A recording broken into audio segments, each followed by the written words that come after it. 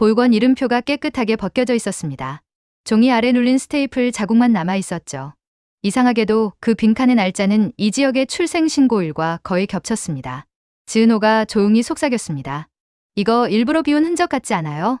이 지역은 대답을 하지 못했습니다. 이빈기록 한 장에서 구화는 시작됩니다. 사람들이 감추고 싶어 했던 진실, 오래 덮인 과거가 동시에 끌려 올라오기 시작합니다. 오늘은 드라마 띵동이 직접 정리한 드라마 화려한 날들 구화 예상 대본입니다. 핵심은 3가지입니다. 첫째, 보육원 기록의 공백이 하늘건설의 오래된 재개발 문서와 연결된다는 점. 둘째, 결혼식 파탄 이후 사라졌던 이 지역이 지은호의 카페로 돌아와 다시 살기 시작한다는 점. 셋째, 지은호가 매니저로 버티다 끝내 그만둘게요라는 충격적인 결정을 내린다는 점. 그리고 그 모든 사이를 관통하는 건 박성재의 진심, 그리고 고성희가 움켜쥔 30년 전 비밀입니다. 시작은 고성희의 서랍에서 나온 파일이었습니다. 양수동 B-13민원 일지라고 적힌 얇은 파일. 안에는 보육원 명부 사본이 스테이플로 묶여 있었죠. 그런데 가장 중요한 마지막 장이 도려낸 듯 비어 있었습니다. 모서리에는 연필로 메모가 남아 있었죠. 임시 보호일 서류는 추후 보완. 같은 날짜의 하늘건설 재개발 동의서에는 G, S, H 라는 이니셜이 찍혀 있었습니다. 사람을 먼저 옮기고 종이는 나중에 맞추려 했던 흔적이었습니다. 이 지역은 손끝이 하얗게 질렸습니다. 혹시 내가 그 아이였나? 두려움이 얼굴을 스쳤습니다. 그럼 누가 옮긴 거지? 분노도 동시에 치밀었습니다. 박성재는 곁에서 침착하게 말했습니다. 확신은 나중에 하고 지금은 연결부터 잡자. 보육원 공백, 하늘건설 동의서, 그리고 담당자 이름. 지은호는 기록의 의미를 곱씹으며 말했죠. 임시 보호란 결국 책임을 미룬다는 말이에요. 그 책임이 아이 한 명의 인생이 된 걸지도 몰라요. 순간 방 안의 공기가 바뀌었습니다. 이건 단순한 연애 이야기가 아니었습니다. 아이의 시작이 누군가에게 의해 가로막힌 사건이 된 겁니다. 결혼식이 깨지고 자취를 감추었던 이 지역. 그가 뜻밖에도 지은호의 카페로 돌아왔습니다. 도망치면 무너져요. 보는 데서 다시 시작할게요. 그는 이렇게 말하며 잠자리도 일거리도 카페에서 해결하겠다고 했습니다. 문제는 지은호였습니다. 같은 공간에서 부딪히는 게 버거웠던 지은호는 선을 확실히 그었습니다. 카페 창고문은 닫아버렸고 카운터 동선도 일부러 반대로 돌았습니다. 하지만 단호하기만 한 건 아니었습니다. 지은호 특유의 뾰족하면서도 묘하게 여운을 남기는 말투가 있었죠. 업무 외 대화는 금지예요. 재고 정리 끝나면 바로 창고로 들어가세요. 아, 커피 마시고 싶으면 저한테 허락 받고요. 마지막 말에 이 지역은 빙긋 웃으며 장난을 쳤습니다. 그럼 하루에 3잔은 허락해 주나요? 지은호는 헛기침으로 넘겼습니다.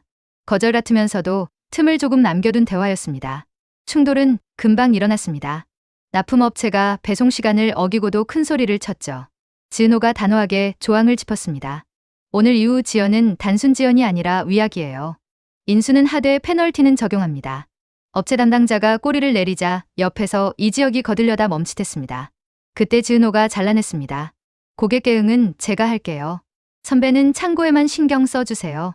머쓱해진 이 지역은 뒷머리를 긁적이며 농담을 했습니다. 네, 창고 담당 이 지역입니다. 지은호가 피식 웃었지만 곧 다시 표정을 다잡았습니다.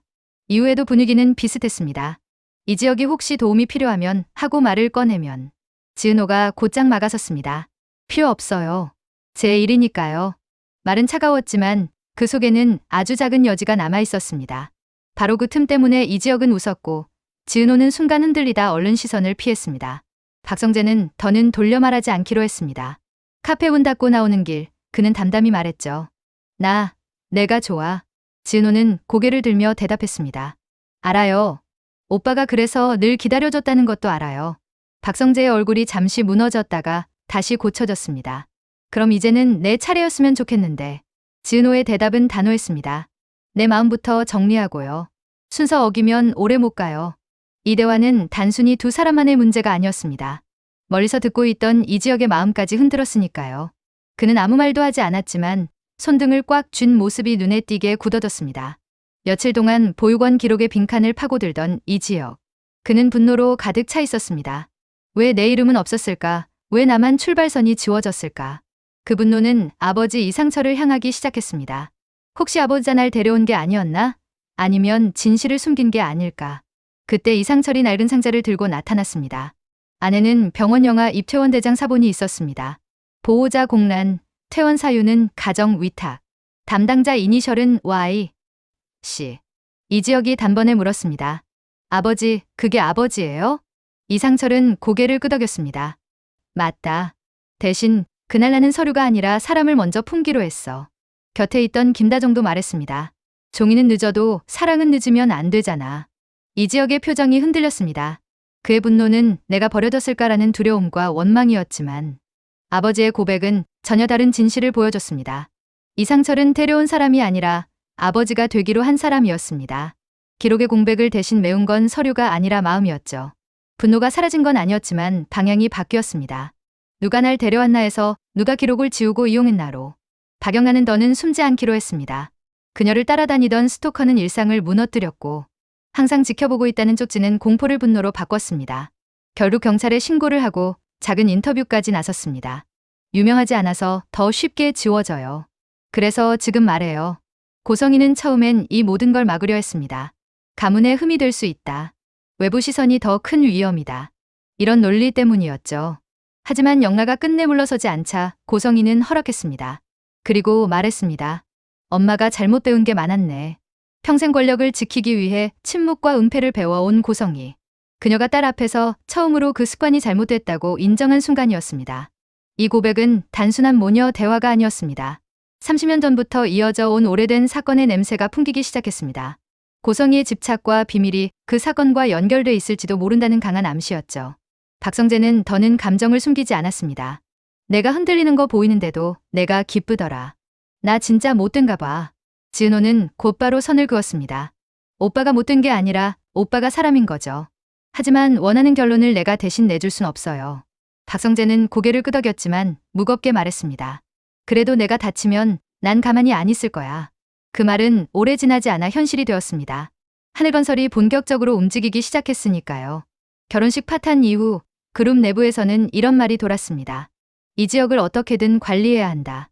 단순히 집안 망신 문제가 아니었습니다. 보육원 재개발 기록과 이 지역의 출생이 맞물려 있다는 정황이 퍼지고 있었기 때문이죠. 하늘건설이 꺼낸 카드는 지은호의 카페였습니다. 겉으로는 지역사회 기여라며 카페를 사회공헌 협력업체 명단에 올리겠다고 했습니다. 듣기엔 좋은 제안이었지만 실제 목적은 달랐습니다. 협력업체로 지정되면 행사에 끌려다니고 홍보 문구도 하늘건설이 써주는 대로 따라야 했습니다. 즉, 카페를 가림막으로 쓰려는 계산이었습니다. 이 지역은 단호하게 거절했습니다. 그러자 편의점 유리문에 작은 쪽지가 붙어 있었습니다. 당신의 과거, 우리가 잘 압니다. 맞춤법은 깔끔했고 문장은 친절했지만 내용은 협박이었습니다. 박성재가 이를 악물었습니다. 이제 그만 상대하자. 우리가 가진 걸 꺼내면 돼. 그가 말한 건 지금까지 모아온 보육원 기록 조각과 내부 증언들이었습니다. 박성재의 말이 끝나기도 전에 세 사람의 휴대폰이 동시에 울렸습니다. 옛 보육원 부지, 월요일 밤, 원본, 그리고 짧은 문장이 덧붙어 있었습니다. 지나치게 밝은 곳은 피하세요. 협박인지 배려인지 알 수 없는 메시지였습니다. 이 지역은 바로 전화를 걸었지만 연결되지 않았습니다. 지은호는 달력을 펼치며 말했습니다. 월요일 밤이면 카페 피크 시간이랑 겹쳐요.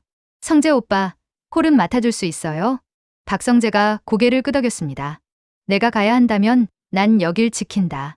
그날 늦은 밤 고성이도 움직였습니다. 그녀는 비서 한 명만 대동하고 낡은 금고에서 봉투를 꺼냈습니다. 안에는 병원 전산 기록과 오래된 메모가 있었습니다. 담당자 Y, 씨, 야간 전원 결정, 임시보호 1 서류 추후 보완. 그 아래 연필로 덧그려진 이니셜 G, S, H. 고성이의 손가락이 미세하게 떨렸습니다. 상대가 말했습니다. 이 정도면 예전 일은 맺을 수 있겠죠? 고성이는 낮게 대답했습니다. 맺는 게 목적이면 쉬웠어요. 하지만 풀어야 할 때가 있죠. 그 아이가 돌아왔거든요.